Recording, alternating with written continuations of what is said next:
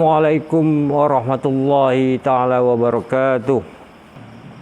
Hari ini saya bersiaran daripada Madrasah Zubaidiyah Merbuk, Kedah. Ya, boleh nampak dia punya background ni. Memang saya saja buat. Okey, minta maaf atas kelewatan, ya. Jadi kepada sidang penonton, saya mengharapkan semua sidang penonton sihat fizikal dan mental. Jangan lupa untuk like dan share ya kepada seberapa ramai pendengar-pendengar dan penonton di luar sana berkenaan dengan kisah suka duka pusaka ya. Dan berdasarkan tajuk pada malam ni, saya percaya sidang penonton semua pasti boleh mengagak ya. Apa kisah dia ya. Kisah abang sayang semua isteri abang.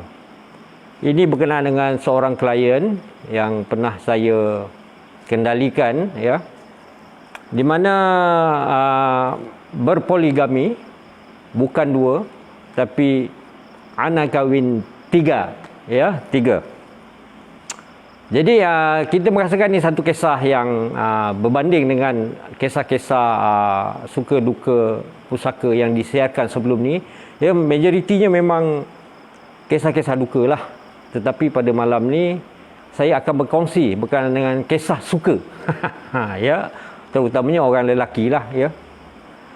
Tetapi sebenarnya kisah suka ni hadir setelah klien ni mengikuti pelbagai kisah-kisah duka pusaka ya, yang pernah kita siarkan melalui kisah 9 suku malam ya.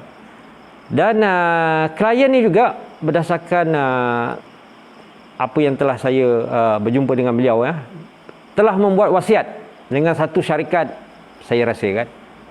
Dan saya boleh relatekan dengan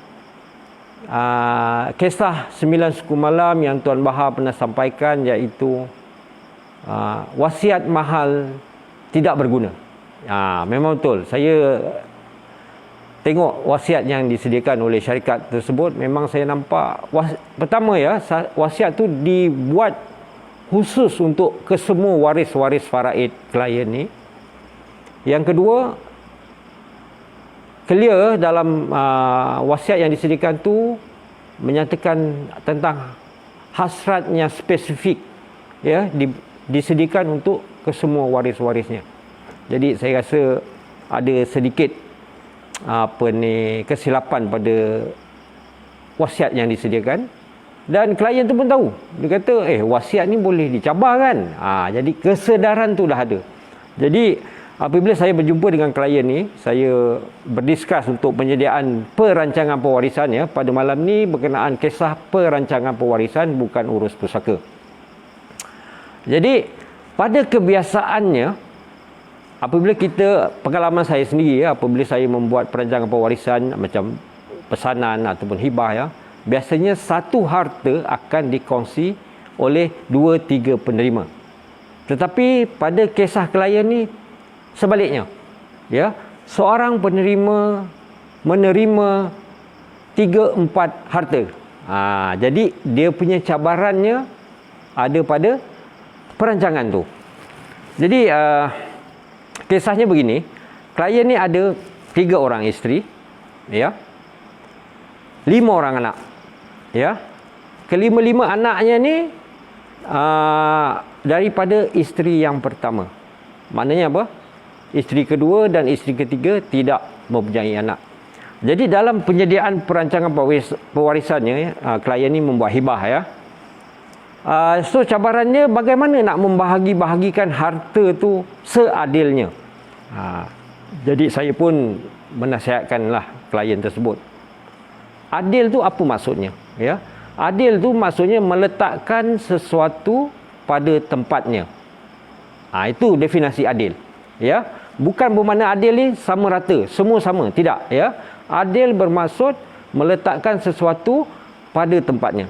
Jadi klien yang saya attend ni, dia ialah seorang businessman ya, seorang businessman yang berjaya. Jadi dia mempunyai ego yang tersendiri. Jadi biasanya orang klien macam ni, dia tak suka kita membuat keputusan untuk mereka.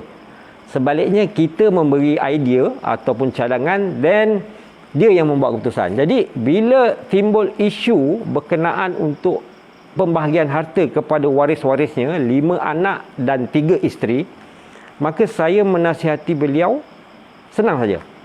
Ya, saya cakap isteri pertama ada 5 anak, mungkin selayaknya mendapat welfare. Ya, tetapi tidak bermakna isteri kedua dan isteri ketiga juga perlu diberikan welfare. Ya. Mungkin isteri kedua dan ketiga yang tidak mempunyai anak selayaknya mendapat kereta lain yang lebih kecil. Mungkin Honda Accord ke, macam tu. Jadi saya menasihati klien ni begitu. Dan klien ni setuju.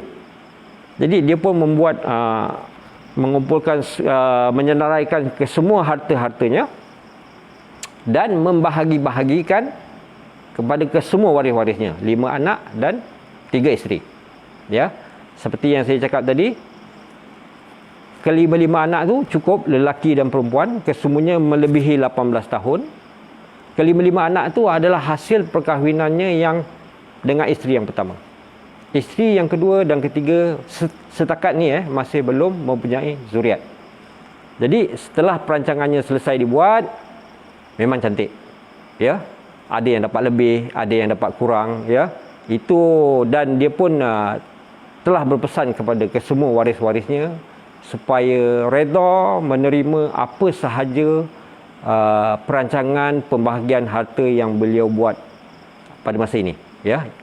Menepati maksud hibah tu sendiri kan, pemberian kasih sayang. Jadi dia tak mahu kemudian hari, ya, terutamanya kedua-dua isterinya tu bertelagah, ya, berebutkan hartanya yang memang banyak. Memang banyak.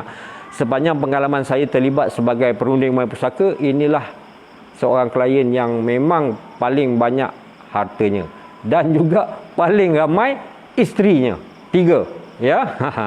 Jadi kepada terutamanya kaum lelaki yang berada di luar sana tu, mungkin untuk sesi kisah 9 suku malam yang akan datang, saya boleh kongsikan kot tips bagaimana untuk mempunyai lebih daripada seorang isteri.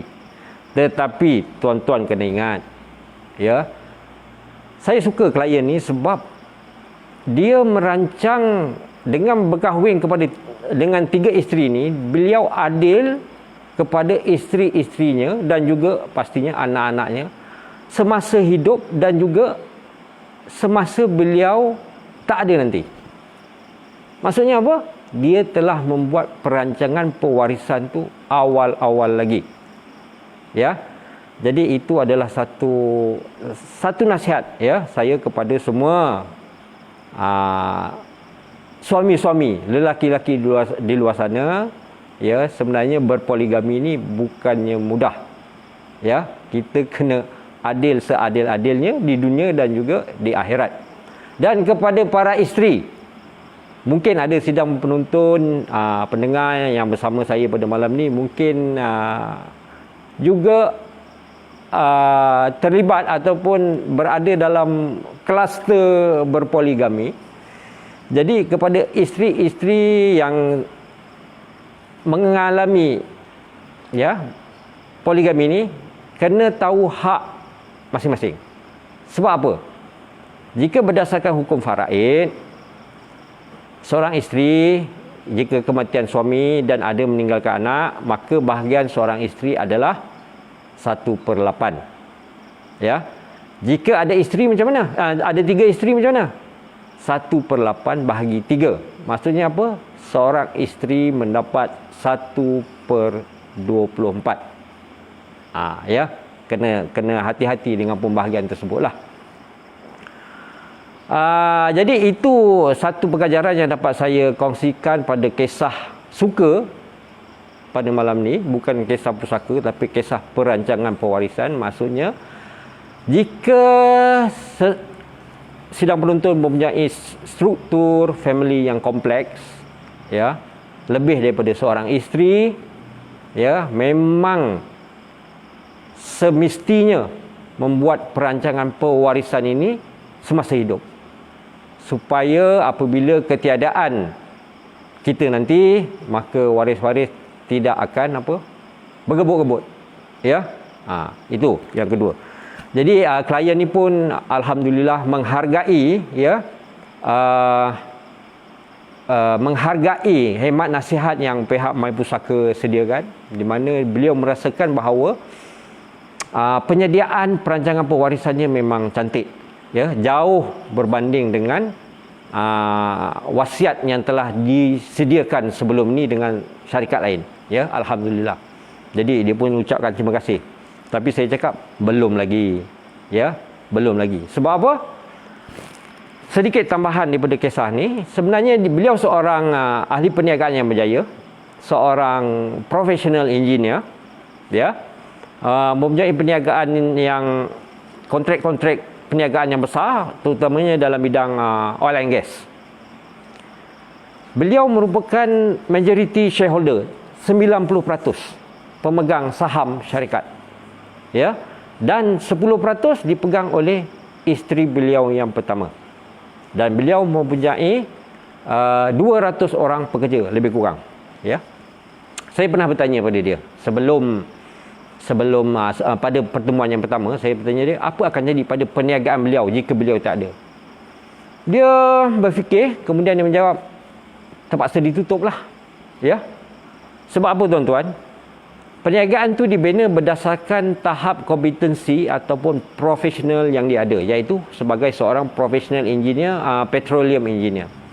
Maknanya company itu beroperasi dan mendapat peluang-peluang perniagaan dan kontrak-kontrak berdasarkan tahap kompetensi dan profesional dia. Sedangkan 10% pegangan saham, iaitu isterinya yang pertama, bukanlah seorang professional engineer. Kelima-lima anaknya yang sedang belajar di universiti, tiada seorang pun yang mengambil jurusan kejuruteraan. Jadi tuan-tuan sidang penonton boleh nampak tak apa risiko kepada perniagaan tersebut, ya. Jadi sesuatu perlu dibuat kepada perancangan perniagaan tersebut, di mana pihak MyPusaka menawarkan business succession trust ataupun trust legasi perniagaan. Okey. Jadi bila kami berdiskus dan saya mengutarakan idea berkenaan business succession trust ni, saya nampak beliau tersenyum. Maknanya instead of menutup perniagaannya, masih boleh lagi diselamatkan dengan business succession trust. Ya, yang ni saya akan kongsikan insya-Allah pada sesi kisah 9 suku malam yang akan datang. Ya, ini panjang sikit dan ada bahagian-bahagian yang teknikal. Tapi apa yang saya nak pesankan kepada sidang penonton pada malam ni, yang bersama saya pada malam ni, jika sidang penonton, ya, ada di kalangan yang mempunyai perniagaan yang terdiri daripada paling kurang 2 orang pemegang saham, maka tuan-tuan dan puan-puan perlu memikirkan, ya, perancangan berkenaan dengan kesinambungan perniagaan tuan-tuan dan puan-puan, ya. Yang ni pihak MyPusaka memang kami mempunyai tenaga pakar dalam memberi khidmat nasihat berkenaan dengan legasi perniagaan. Jadi itu sahaja yang dapat saya kongsikan pada malam ini. Sebelum saya terlupa, Madrasah Zubaidiah di Merbuk, Kedah ni adalah satu madrasah swasta, ya, atas di operasi atas kapasiti orang perseorangan. Maka saya mengambil kesempatan ni, ya, untuk menjemput tuan-tuan dan puan-puan sidang penonton untuk sama-sama menambahkan saham akhirat, ya. Madrasah Zubaidiah Merbuk ini mengalu-alukan, ya, sumbangan daripada tuan-tuan dan puan-puan semua.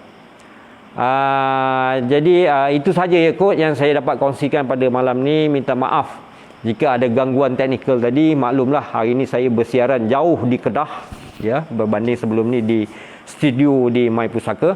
Jadi salah silap minta saya dimaafkan. Untuk besok jangan lupa, ya, besok kisah 9 suku malam akan bersiaran dengan tajuk itu bukan hibah, itu hibah namanya. Menarik tajuk tu ya, yang akan disampaikan oleh Tuan Bahar. Dan tuan-tuan dan puan-puan sidang penuntut akan bersama saya lagi pada hari Selasa minggu hadapan dengan satu tajuk berjudul Ustazah Cerdik dan Ustazah Keliru. Ya, dua ustazah dalam satu malam kisah. Ya, menarik juga tu ya. Jadi sama-sama kita sebarkan, like, share ya kepada seberapa ramai supaya lebih ramai lagi orang di luar sana yang dapat sama-sama berpengalaman dengan pihak My Pusaka berkenaan dengan isu-isu urus pusaka dan juga perancangan pewarisan. Sehingga bertemu lagi di lain siaran, saya sudahi dengan wabillahi taufik wal hidayah. Wassalamualaikum warahmatullahi wabarakatuh. Terima kasih.